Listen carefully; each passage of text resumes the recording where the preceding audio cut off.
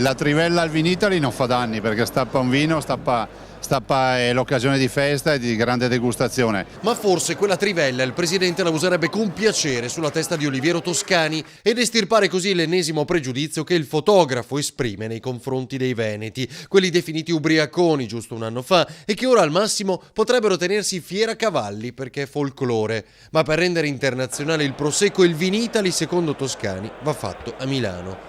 L'oggetto sociale dell'azienda Toscani SPA è cercare la polemica. Io gli consiglierei di aggiungerci anche informarsi bene prima e magari poi farsi decidere di organizzare un'altra fiera. Perché informarsi bene prima? E stavolta, caro Oliviero, ti è andata male. Il Vinitaly a Milano si è già tentato di farlo, si chiamava Mi Wine qualche anno fa, non 100 anni fa, qualche anno fa, ed è andata male, per cui se vuoi provarci lui ci provi. Quindi Zaia torna su quei fischi ieri all'insegna del premier Renzi, ignorati dai principali media nazionali.